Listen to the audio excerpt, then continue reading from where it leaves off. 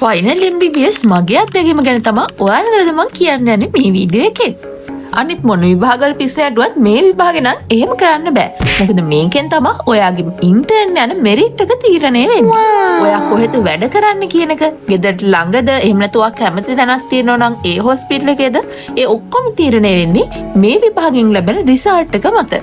අපට සැප්තැම්බර් 2 වෙනි වීක් එකෙන් අපොයින්ට්මන්ට් ඉවර වුණා ප්‍රොෆ්. ඊට පස්සේ නොවැම්බර් 4 ඉඳන් තියරි එක්සෑම් පටන් ගත්තා. නොවැම්බර් 18 ඉඳන් ක්ලිනිකල් එක්සෑම් පටන් ගත්තා. අපිට ස්ටඩි ලීව් තිබ්බේ සති 6යි.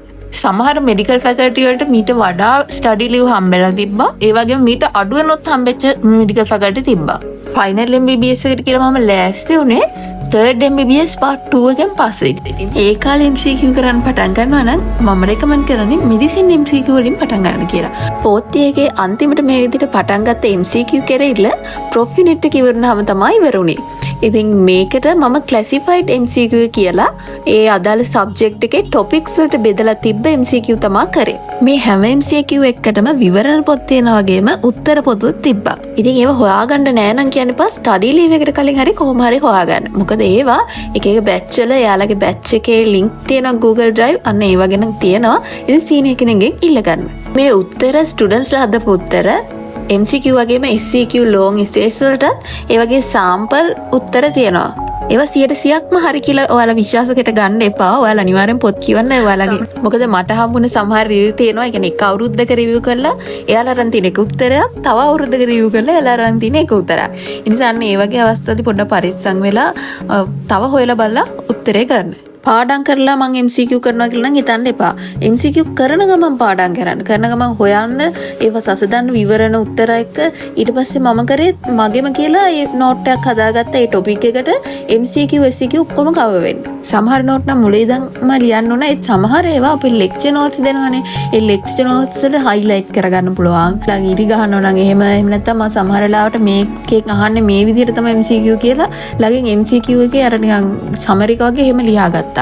ඊළඟට අහන ඒවා තමයි පාස් පේපර්ස් මද අපේ විභාගෙටත් එන්න අලුත් වෙන්නේ නැද්ද? අන්න ඔය නිසා තමයි අපි MCQ එක කරද්දී ඒක වටේ කියවන්න ඕනේ. ඒක උත්තර විතරක් දැනගෙන මදි.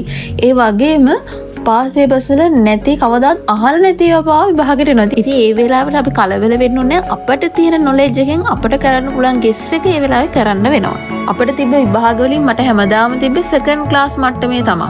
ෆස්ට් ක්ලාස් කවදාවත් මම අරගෙන නැහැ. ඉතින් මේක මගේ විදිහ මම ෆස්ට් ක්ලාස් අය පාඩම් කරපු හැටි ගැනත් වීඩියෝ එකක් දාලා තියෙනවා. සාමාන්‍යයෙන් ප්‍රොෆ් අපොයින්ට්මන්ට් එක ඔයාලා අනිත් අපොයින්ට්මන්ට් වලට වඩා කාලයක් ඉන්නවනේ. ඔයාලා එහෙම නැත්තම් ඔයාලව තියා ගන්නවනේ කොහොම හරි.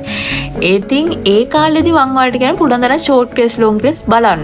ඒ කියන්නේ අඩුම තරමේ සයින්ස් සිම්ප්ටම්ස් ටිකවත් ඔළුවට දාගන්න බලන්න. මොකද ඒක අර එක්ස්පීරියන්ස් එකෙන් තමයි එන්නේ. ඒ වෙලාවට අර කියන්නේ අපි ස්පයිනල් ලෙවල් එකෙන් එනවා කියලා හිත ඉඳලාවක් නැහැ කියලා. මේ ලෙක්චරර්ස්ලා අපිට වොලන්ටියර්ලි ඉදිරිපත් වෙන්න කිව්වොත් short case long case present කරන්න අනිවාර්යෙන් ඉදිරිපත් වෙන්න. මොකද ඒකෙන් ලබන එක්ස්පීරියන්ස් එක කොන්ෆිඩන්ස් එක මාරම වැදගත්. මොකද අපි එක්සෑම් එකේදී ප්‍රසන්ට් කරන්නේ එක්සැමිනර්ස්ලා ඉස්සරහන එක්සැමිනර්ස්ලා කියන්නේ අපේ ලෙක්චරර්ස්ලා. ඒ වගේම අවුට්සයිඩ් ලෙක්චරර්ස්ලා. ඉතින් ලෙක්චරර් කෙනෙක් නැති වෙලාවක නම් ඔයාලට පුළුවන් රෙජිස්ට්‍රාර්ලා, සීනියර් රෙජිස්ට්‍රාර්ලා එච්චවලට උනත් කවන්න නැහැ ප්‍රසන්ට් කරන්න. මොකද ඒ අපේ යාළුවෝ නෙමෙයිනේ. මත් බැයි නම් ඔයාලට පුළුවන් ඔයාලා කරන දේ වීඩියෝ කරලා ඔයාලම ෆීඩ්බැක් එකක් දෙන්න. මොකද්ද ඔයාලගේ තත්ත්වය කියලා. ස්ටඩි ලීව් එකේ නම් හවස් වරුවේ තමයි ලොන්ග් කේස් ෂෝට් කේස් වලට ප්‍රැක්ටිස් වෙන්න ගියේ. තව යාළුවෝ දෙන්නෙක් එක්ක. ඉතින් ඒකට හේතුව උදේ වෝඩ් රවුන්ඩ්ස් අරමිය යනවා. එතකොට කරදරයි වෝඩ් එකේ වැඩ තියෙනවා. එතකොට හවස අපි කෑවට පස්සේ නිදිමත එනවා. ඒ නිසා පොත් බලාගෙන වැඩි වැඩක් කරන්න බෑ. ඉතින් අපි අර හෙට ගිහිල්ලා කට්ටියත් එක්ක එකතු වෙලා කේසස් බලලා ප්‍රසන්ට් කරලා තව මැනේජ්මන්ට් ඩිස්කස් කරලා තමයි එන්නේ. එක දවසකට එක වෝඩ් එකට කියන්නේ මෙඩිසින් නම් මෙඩිසින් වෝඩ්ස් ටිකට ගිහින් බලනවා, සර්ජරි නම් සර්ජරි වෝඩ්ස් ටිකට ගිහින් බලනවා කියලා මම හිතාගෙන ඉන්නේ. ඒ වුණාට මැදදී අපිට කට්ටිය හම්බ වෙනවා. ඒකට ඒ කට්ටියගේ දෙන තොරතුරු අනුව අපි අනිත් වෝඩ්ස් වලටත් වෙලාවකට යනවා. ඉතින් කට්ටියත් එක්ක කනෙක්ෂන්ස් තියාගන්න ඕන. ස්ටඩි ලීව් එකේදී ගොඩක් අය දෙන්න හරි නැත්නම් ගෲප් එකක් විදිහට හරි පාඩම් කරනවා. එනකොට මම ගොඩක් විට පාඩම් කරේ තනියෙන්. වලට පේනවා ඇති මෙන්න මේ එලිමහන් තැන අපේ ෆැකල්ටි ඉදන් තමයි පාඩම් කරේ. ඉතින් මම උදේ 6ට විතර මෙතෙන්ට එනවා. උදේ 5 මාට වගේ තමයි නැගිටින්නේ. පැය 7ක් හරියටම නිදා ගන්නවා.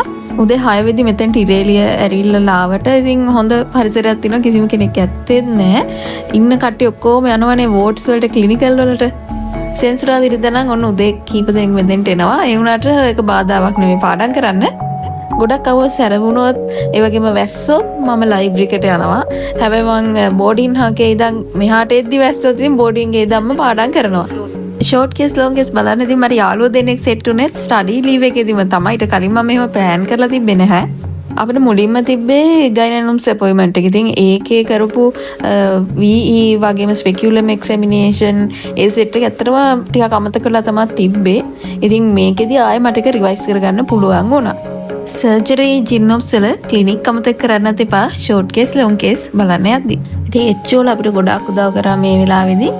ඔයාලා දන්නවනේ මේ ෂෝට් කේස් එකේදී අපිට එක්සැමිනේෂන් එකේ ස්ටෙප්ස් තියෙනවා. ඉතින් ඒ ටික මගාරින්න නැතුව හරියටම කරන්න පළවෙනි ස්ටෙප් දෙක තුනෙන් ඩයග්නොසිස් එක ආවා කියලා අනිත් ඒවා මගාරින්න එපා.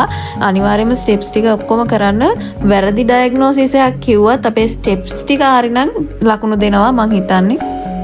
ඔයාලට වෙලාවම නැත්තම් මේ දේවල් කරන්න ගිහින් ක්ලිනිකල් සයන්ස් ටික එකතු කරගෙන හරි ඔයාලා බෝනික් එක ටිකක් ලොකු දිග බෝනික් කො ඉන්නවා පුළුවන් වලින් හදපුවාන්න ඒ බෝනික් එක හරි මේ මේසයක් උඩ තියාගෙන ස්ටෙප්ස් ටික හරියට කරගන්න මේ පැහැදිලි කරගෙන හැමදාම උදේ නැගිට්ටගම ඒ සිස්ටම් වල ඒ ස්ටෙප්ස් ටික කරගෙන යන්න. ඊළඟට තමයි ටයිම් එක නම් ඉතින් ෂෝට් කේස් වල ලොන් කේස් වල යනවා තේරෙන්නෙම නැහැ.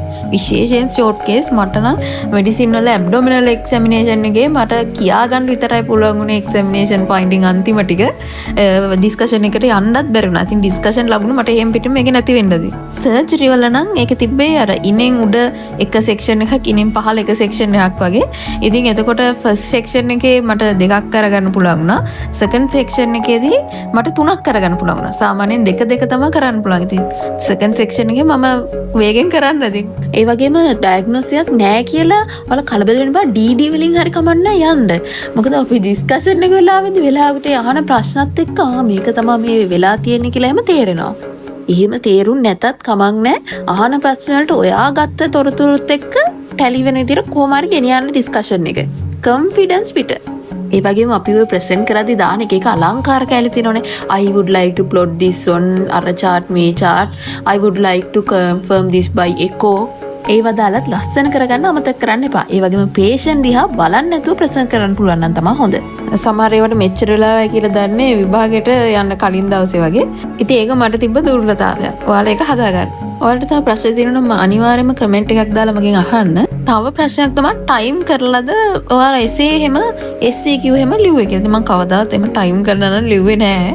මම ඒ ටික නිතර කියව එක තමයි කරේ. මොකද මට ලියන එකේ කවදාවත් ටයිම් මදි වෙලා නැති හින්දා මම ලියන්න උත්සාහ කරේ නැහැ. ඒ වගේම මම කට්ටිය යනවා ටයිම් ටේබල් එකක් තිබ්බා. මට ටයිම් ටේබල් එකක් තිබ්බේ නැහැ. උනාට මට ටාගට් තිබ්බා. මම ටාගට් සතියට තමයි හදාගත්තේ. මම මේ සතිය ඉවර වෙදී මෙච්චරක් කරනවා කියලා. ඉතින් ඒ නිසා පටන් ගන්න මම සබ්ජෙක්ට් කීපයක් එක දවසෙම කරනවා. එතකොට නිකන් අර ගොඩක් කරා වගේ හැඟීමක් දැනෙනවා. නැත්තම් කිසිම වැඩක් කරේ නැහැ කියලා තමයි හිතෙන්නේ. මොකද එක සබ්ජෙක්ට් එකක් එක දිගට කරගෙන වෙලාවකට එපා වෙනවා. ඉතින් එහෙම අන්තිමට ඒ සතියේ ටාගට් එක කොහොම හරි අචීව් කරනවා බැලන්ස් කරගෙන. ඒ වගේම කියන්න ඕන ෆයිනල් MBBS එකෙන් ලඟ වෙලා ගොඩක් අයගේ රිලේෂන්ෂිප් බ්‍රේක් කරනවා. ඒක මන් දන්නේ ඇයි කියලා.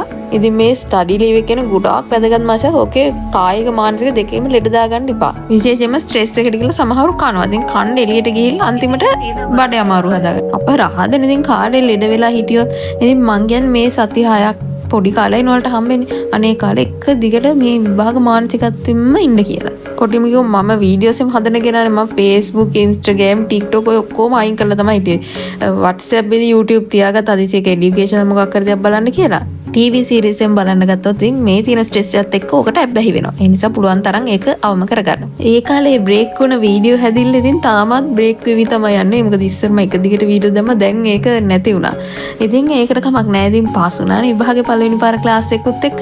දැන් තව ඉස්සරහට නම් දෙදිකටම වීඩියෝ ගේන්න බලාපොරොත්තු වෙනවා. ඔයාලට ඕන ප්‍රශ්නක් තිබ්බොත් අනිවාර්යෙන් කමෙන්ට් එකක් දාන්න.